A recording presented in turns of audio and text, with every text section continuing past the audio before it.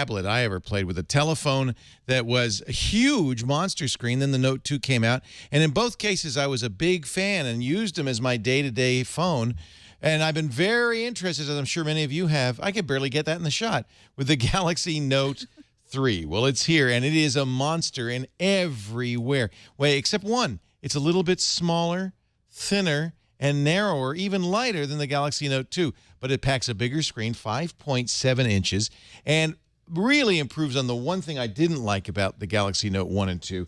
It is a 1080p display. We got a full HD display finally on this, and you can see it is a gorgeous display. Quad-core processor running at some insane 2.3 gigahertz or more. I can't even remember. It's big. It's fast.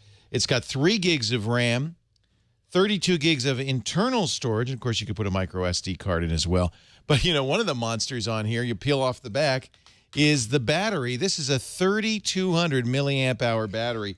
I was able to go a day and a half and still be 75% charge on this phone. That's one of the real benefits of having a phone that's this big. You can have an equally large battery.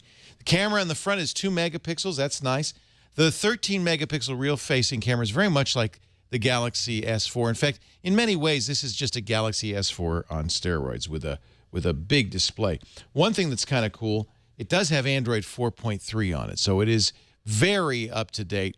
But a negative, it's still got the weird touch whiz. It just little things like having the apps drawer on the right-hand side or having 15 pages, it feels like, of settings. I mean, you could just go on and on looking at the settings. You know, I guess for some people that's a good thing.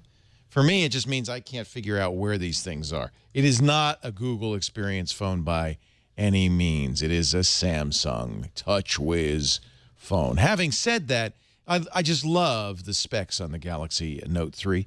And if you want a big phone, let me just show you what it looks like held up to my ear, because I'm not a small guy. I have a fairly large head. Go ahead and switch, because I don't want to scare Burke when I pull the phone. But it still looks, you know, kind of silly held up to you. That actually looks good. That's okay. That's not bad. Yeah. It's not the end of the world, is it?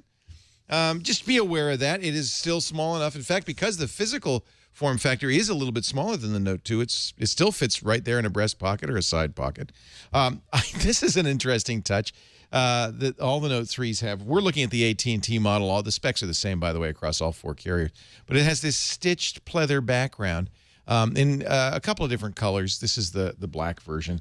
You know, I think this is in response to, remember when the Verge talked about the Galaxy S4 and they said that the back was so slick it felt slimy. I think this is for Josh Topolsky and company. This is just, there's no slime here. There's some texture in it. And it does feel pretty good in the hand. It's just a little strange to have actual stitching on a smartphone. Now, the other thing that, of course, made the Galaxy Notes great all along was the stylus. And it has the stylus, of course, and a lot of stylus-specific features. In fact, as soon as you pull the stylus out, you see it's got this new menu. Notice it has the floating stylus feature where I'm not actually touching the screen. That's handy because you can float over something and get more information about it. I can draw. I can keep memos with the stylus. You can do all the, you know, this is, that's really silly, isn't it? All right. I don't use a stylus, but if you're an artist or you like to do handwritten notes, this is a very nice feature. And I think is one compelling feature a lot of people who buy the Galaxy Notes look for. So it's here. The S Pen is back with the little touch button and all that. In fact, I think if anything, they've improved on it. In fact, in every respect, I would say this is an improvement over the Galaxy Note 1 and 2. It's kind of a great phone. I loved the camera. I'll give you an example of the TouchWiz nonsense. I'll start the camera app, and immediately you see the problem. There's a golf mode in here. Now, I guess that's great if you're in golf, if you're a golfer, but this is Samsung just goes crazy with little features, weird features in the camera and everywhere else. And it's definitely not. Look at that. Every time I take a picture, it says, "Look, with the Tag Buddy, I can keep track of the weather, location, the person, and the date of each picture as you're taking it." Never mind. I know, you know.